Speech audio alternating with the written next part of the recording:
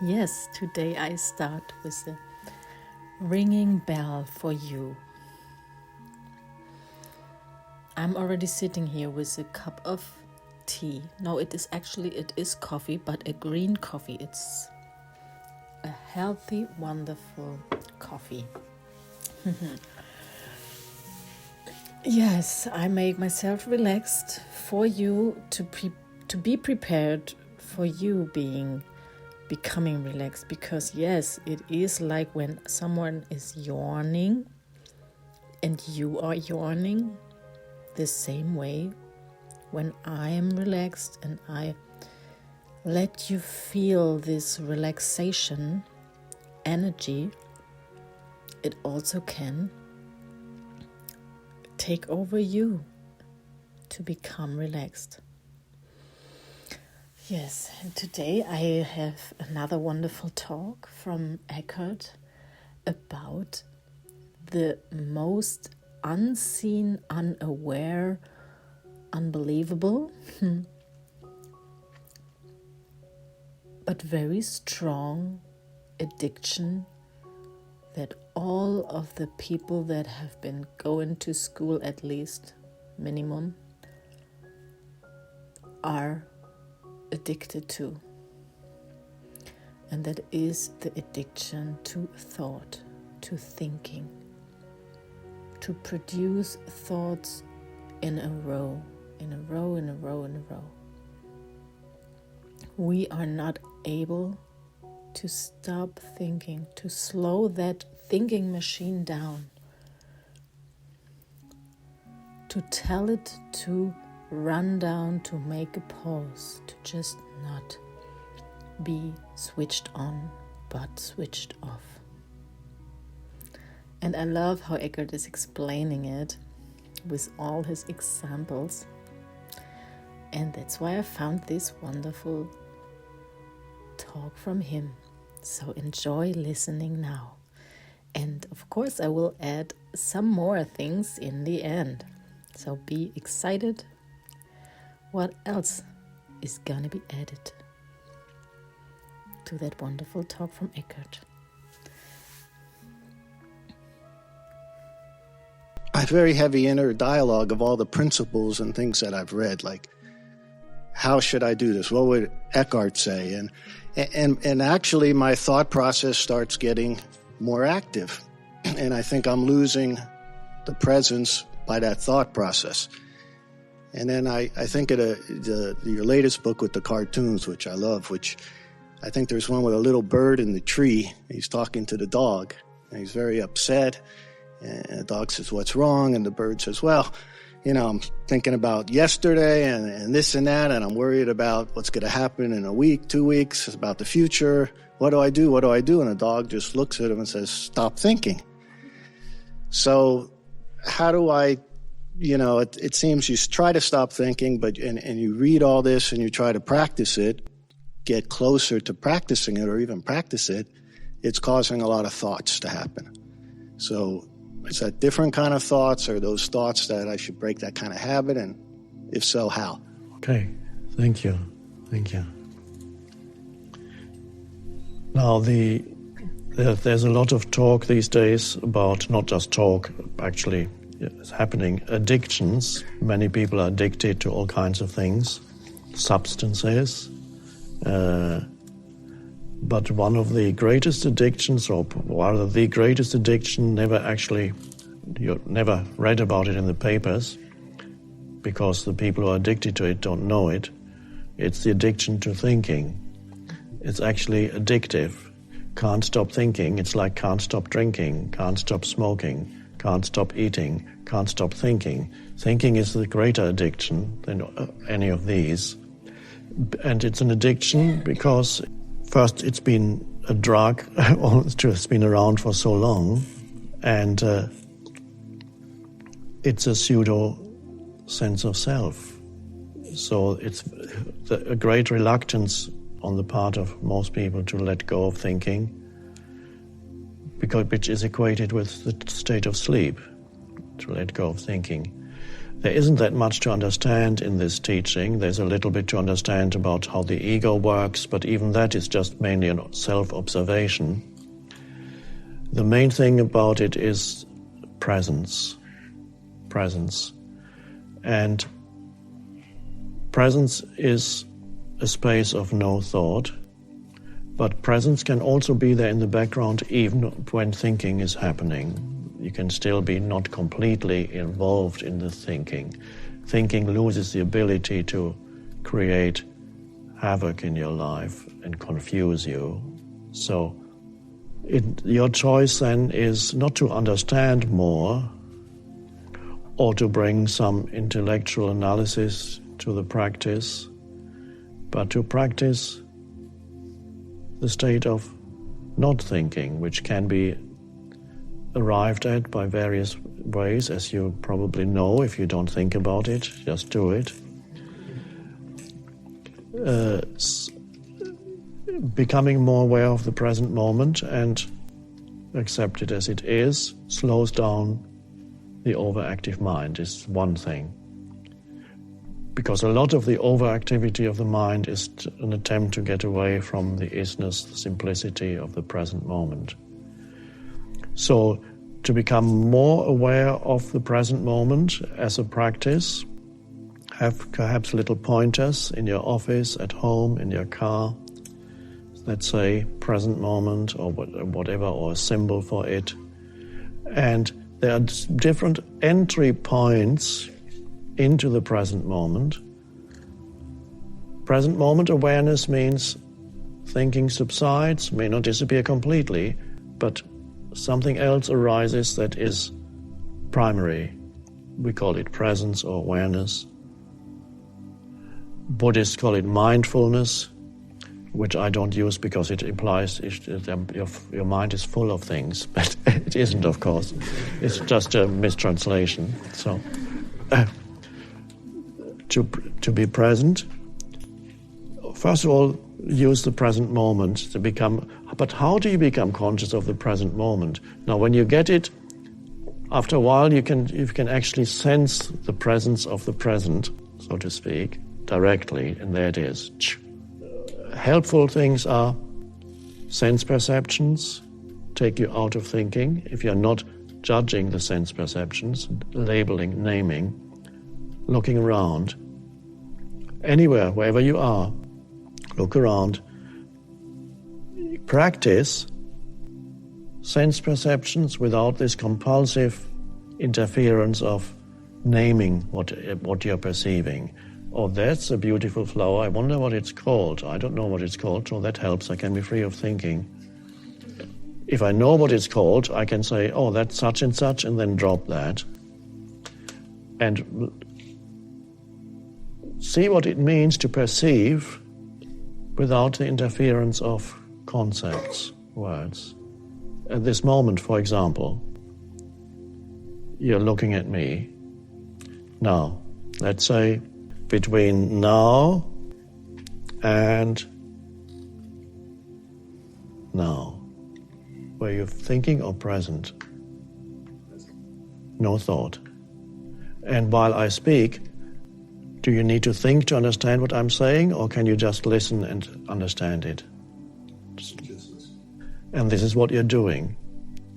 And so that's part of the teaching and the function of the spiritual teacher. Imparting information is secondary. What I'm telling you now is secondary. What is primary is the underlying state of consciousness, which is presence. That's the teaching. But you can't talk about that. It's underlying. But a sign that it's working is that while you listen, there's no thought. There's just an alert presence. And when the so-called teacher stops speaking for a moment, the alert presence remains. It does not need to be filled with anything. Like now. What is there to think about? Nothing. Now, if we do this for longer, at some point, your mind will probably start up and think, how much longer is he going to sit there?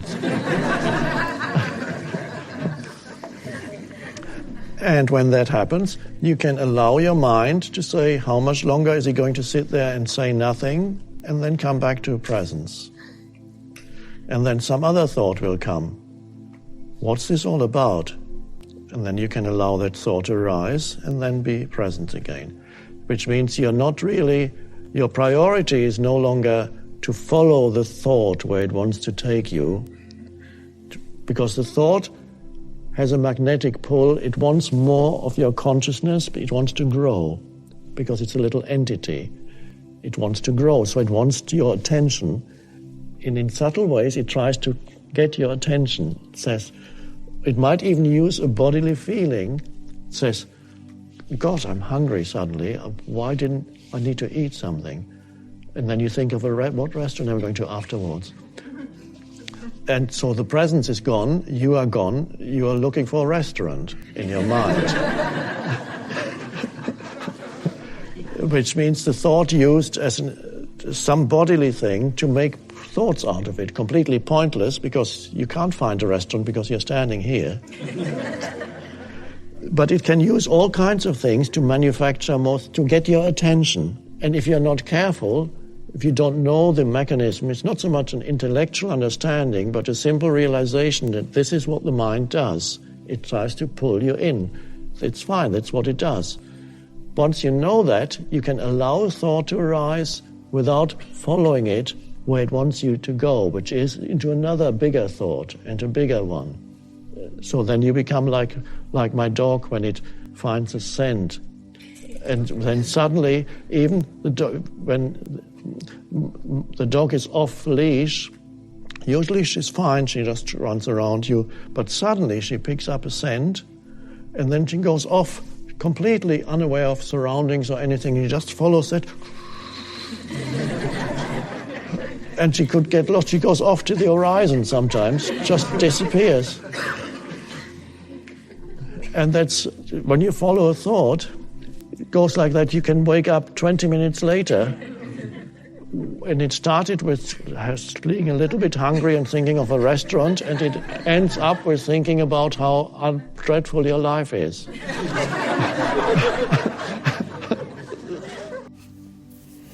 Thank you, Eckhart. Wasn't it wonderful how you explained the example with this dog running away and realizing after some time, oh, where am I? What happened? If you connect again to the present moment, to what is, and then you all of a sudden realize, what have I thought about? What have I done? What have I said? It was like completely out of mind. Huh? That's a saying also. And that saying means exactly this. You were not within. You were out. It took you out. Mm-hmm. Yeah, and also the fact that he was explaining, I think it's very important, the connection between your body feelings, your feelings, huh? That can only be sensed and produced by the body, the feeling, and experienced. Yeah. But how it's connected to the thoughts, how the thoughts underline or even accumulate, make it stronger, make the pull to a certain direction of thoughts even stronger. And to be honest, how can I say, I would rather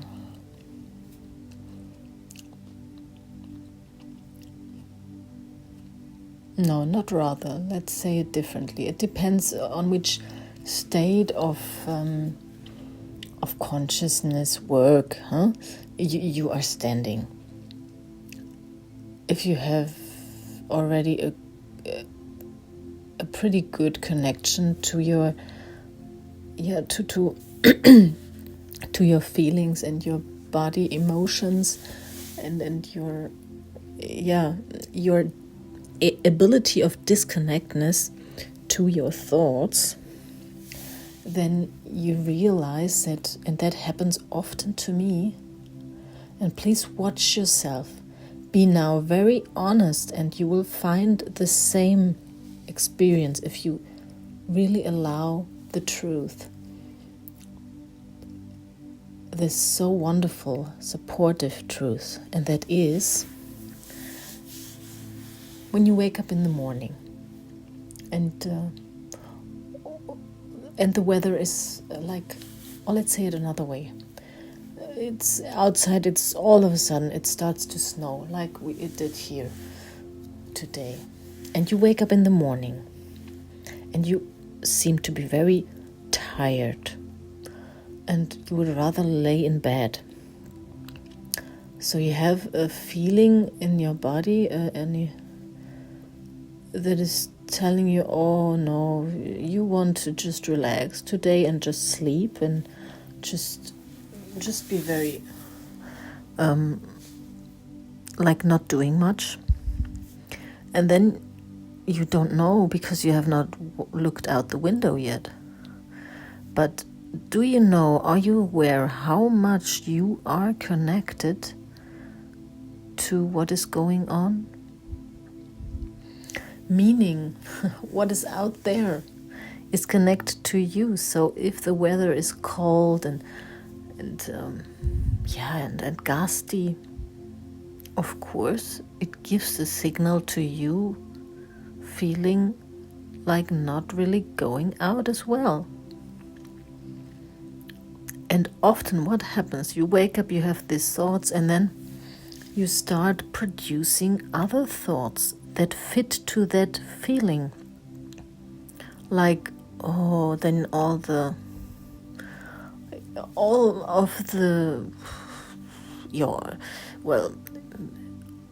there will automatically arise thoughts of, oh, a problem here, problem there, oh, this is, and what if that, and what if this, and then it makes it worse. You become even more into a state of not feeling well.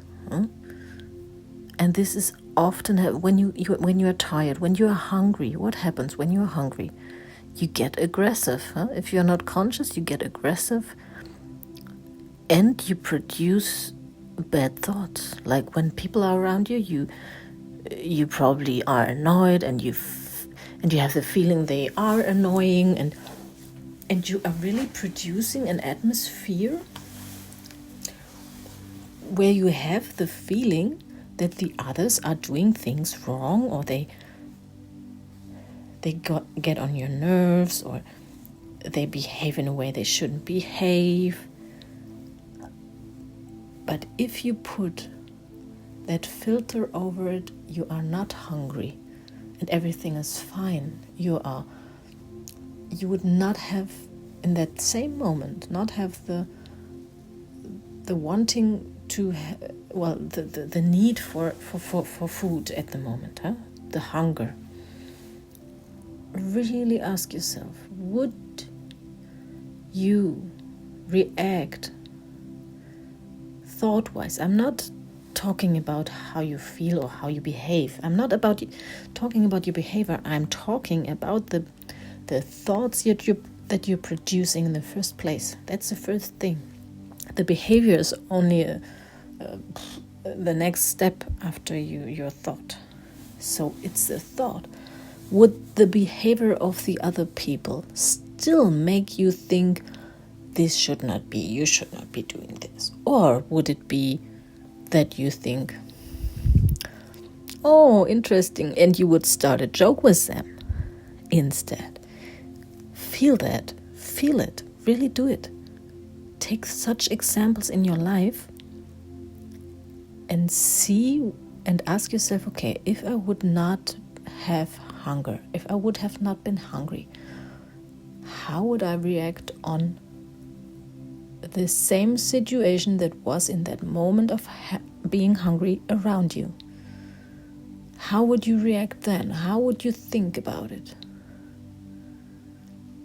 And often you can realize, and that happens to me, because I watch myself quite often, not always, of course, but when I do that and I watch myself, okay, if I would not think that, and especially with hunger, I really worked on that.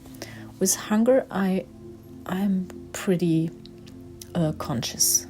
I can be pretty conscious of the awareness of, okay, I'm hungry now. Okay, so what I do then is actually, and that could help you as well, if I tell you what I do then, when I feel that hunger coming up, I'm telling myself, okay, there you are, hunger.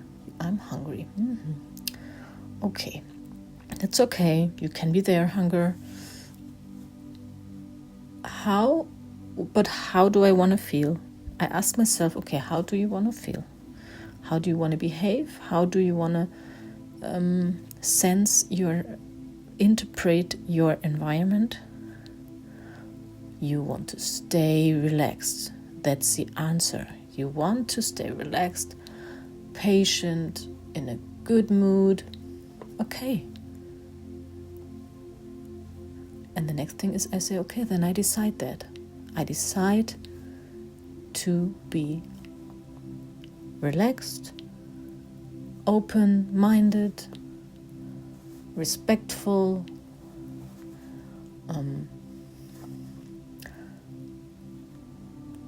joyful. All these things, I decide, okay, then I will stay that way because I want to feel that way, no matter if I'm hungry or if I'm thirsty or if I'm whatever. Okay? And that works so well. And when you see that working, it makes you so self-confident because you're realizing, my goodness, I have so much influence in my life. Because what's happening if you stay in that joyful moment?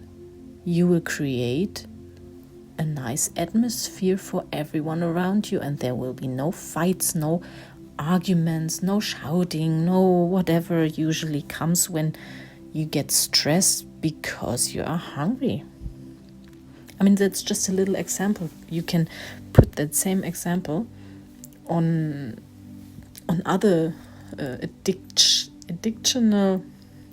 or addictive thoughts that you have that pull you quite much, like Eckhart explaining.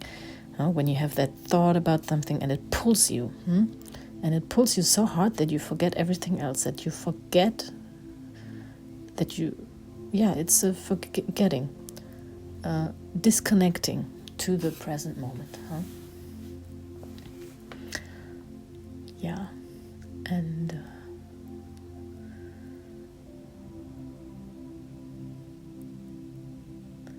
yes, I love these breaks. I wanted to do a break for you.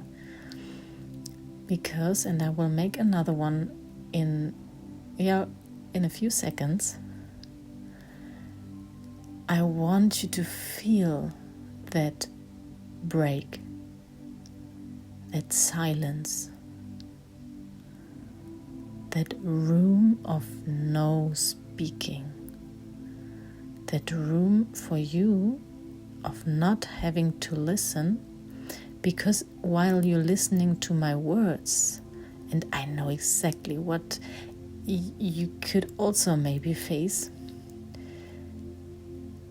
maybe you're also someone like I was almost all day long listening to talks and things, almost all day long. I was addicted to listening to talks because when I turned it off, my brain started talking to myself, and I did not want to hear that, the thoughts that I produced. So I felt like doing something really good by listening all day long to all kinds of talks. And it was too much. I had no break. To listen to talks is a wonderful thing. I'm not saying You should never ever do that. It's like reading a book. You should read a book, but you should not read a book the whole day long and just read that whole day long.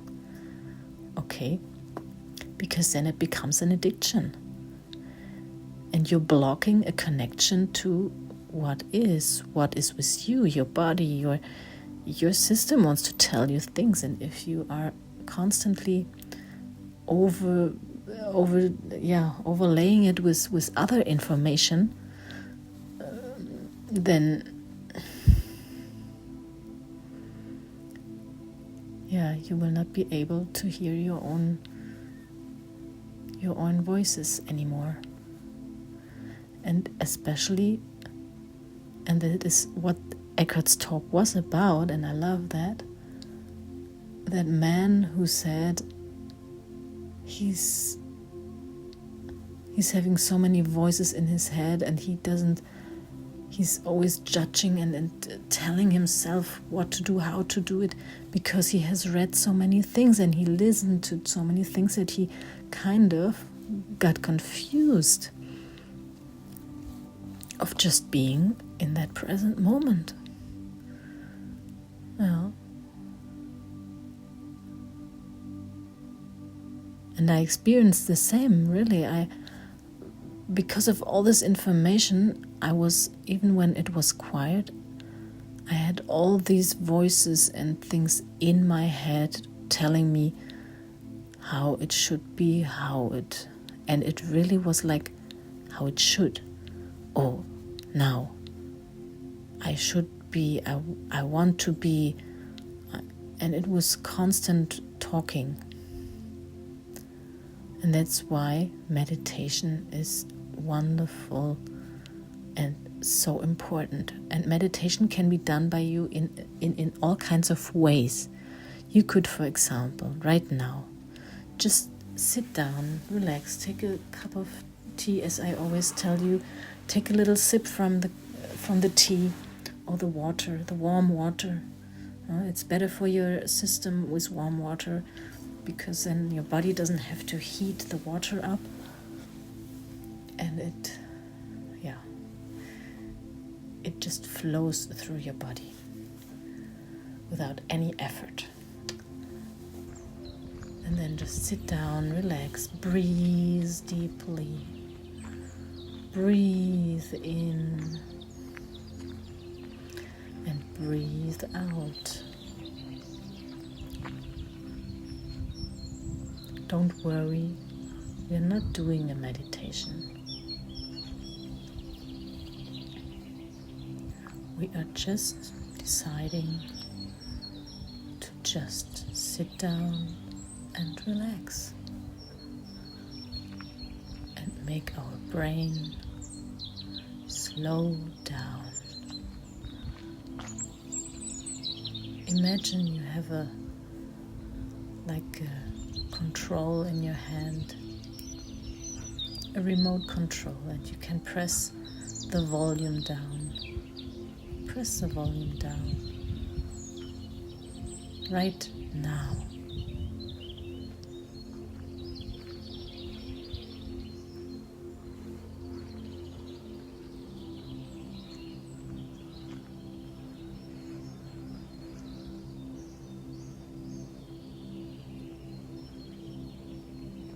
How does it feel?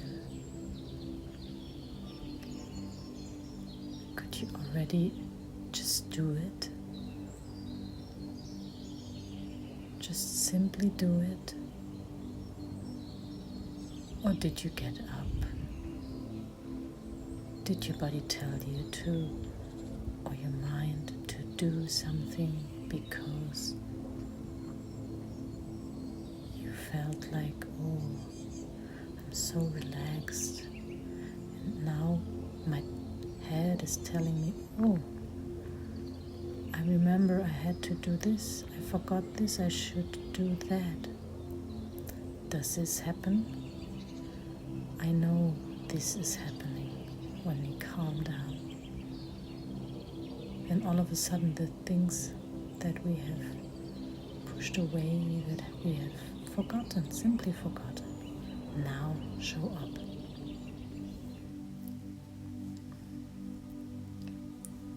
And if you want to not forget them, you can take a pen, a piece of paper, write it down,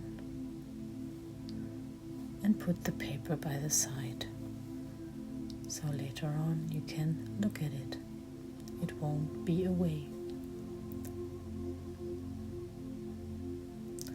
The other way of acting, in this case, is to tell yourself, it's okay, I will remember it later. When we are done here, thought, please come back and tell me that I do this, what I wanted to do, that I just remembered. And trust me, it works. If you are giving your system that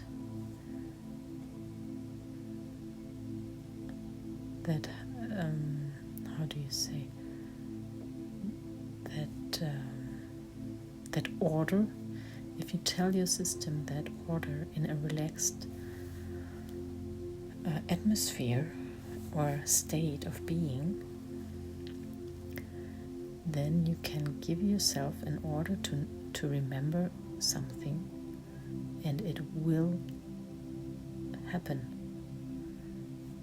You can be 100% believing this fact, that if you are calm down, really slow down, you will be even faster, better.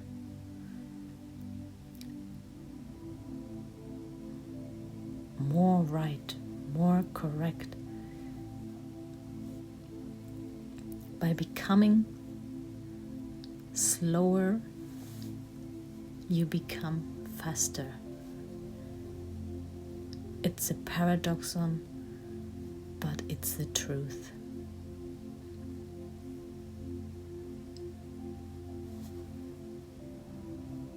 Because then you don't forget things.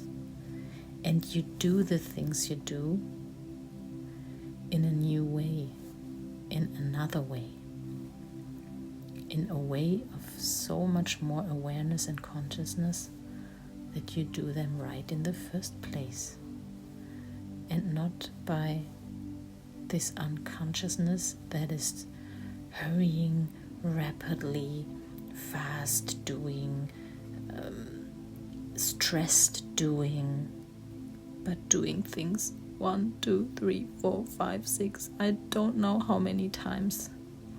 We are capable of doing the same mistake again. Just because we are in a state of hurry, stressful hurry. Yes.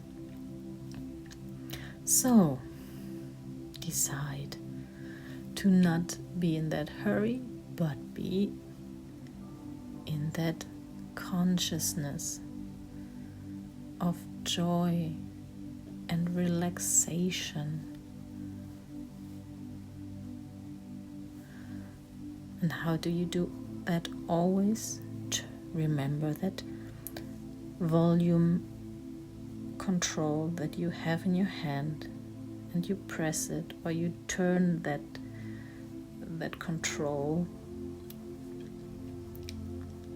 and turn it down, turn your thoughts down, turn the speed down.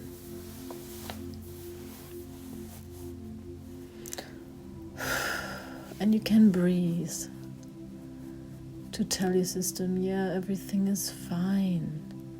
Because in a stressed situation, we have no capability for breathing. So our system gets into short, fast breathing, or even no breathing at all.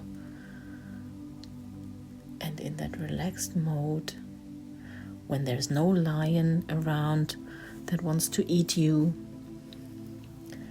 then you're in a relaxed mode, and then you can breathe deeply in and out. So you tell your system then, everything is fine. I'm in a relaxed or play mood, whatever you like. But very far away from anxiety, fear, and stress. So enjoy this breathing, this calming down.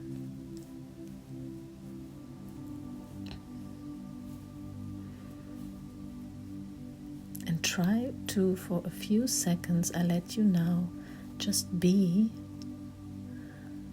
And try in these seconds, if things come up in your mind, to tell yourself, it's okay, you can come.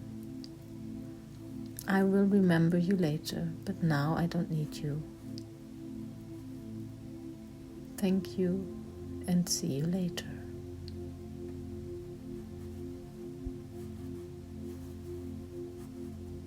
And breathe.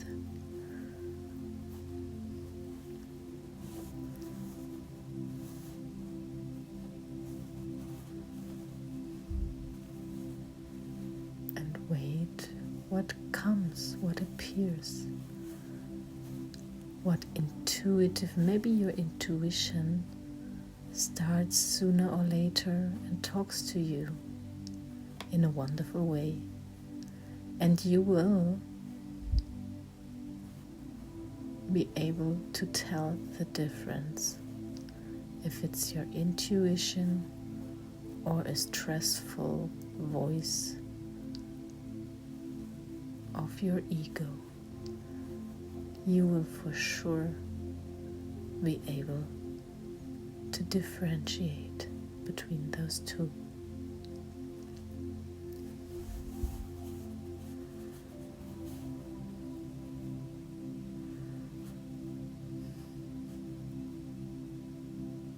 And what you can do as well, later on, write down what the intuitive voice told you. And actually, I would be really happy, because sharing is caring, if you would write these words or sentences, just impulses that come up underneath the video in the comments. It would be lovely, so everyone can read it, because all the intuitive information we get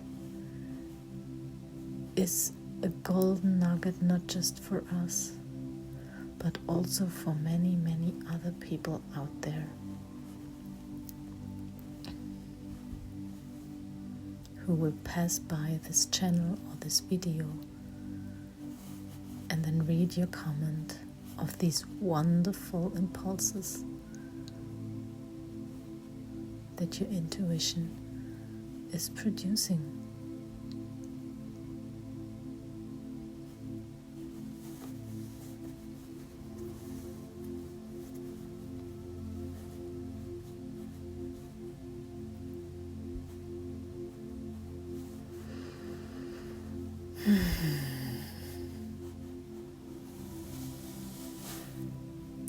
I'm helping you with a little gong here to let your thoughts get vibrated away, and you staying in the present moment.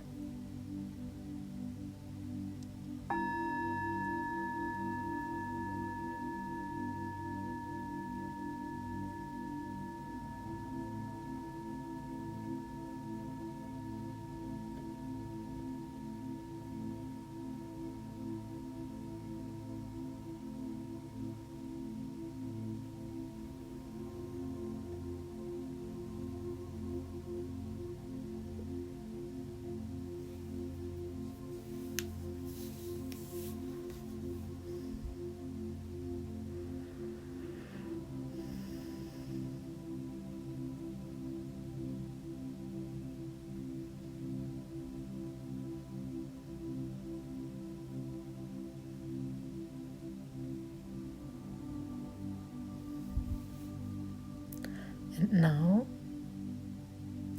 I want you to come back here. Maybe open your eyes if you have them closed up. If you have them head closed. And then come back and enjoy. Enjoy this wonderful just being. Yes. And now I want you to remember who you really are. Do you know what's coming already?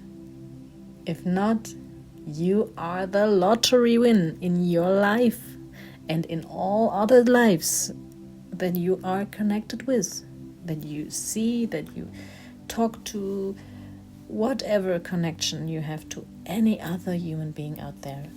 You are the lottery win for you and for them.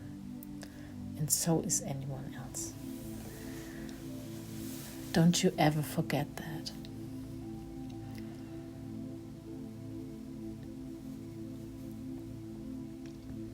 Yes, and if you like, you can have a free coaching session with me. Yes, isn't that great?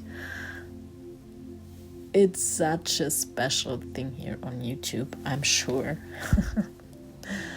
And I love to do that. I already had a few with you guys, and it is so wonderful. It can clear and clean and make you so receiving here in this present moment. You will be just so relaxed and so happy afterwards. It is really worth it. No matter what the issue is that is there. Believe me, this is what it's doing to you. I'm talking from experience. So don't let it be passing you. Take that opportunity. Look me up on Facebook or Instagram. My name is Juliana Apple, JA Coaching. And then just write me a message, a short one. Oh yes, I want to have a free session. And then we make an appointment, and then we meet each other in a video call. So I can see you, you can see me.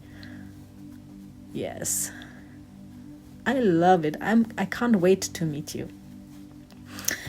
Have a wonderful day, week, month, life, minutes, seconds. Wonderful. Let yourself experience wonderfulness of life.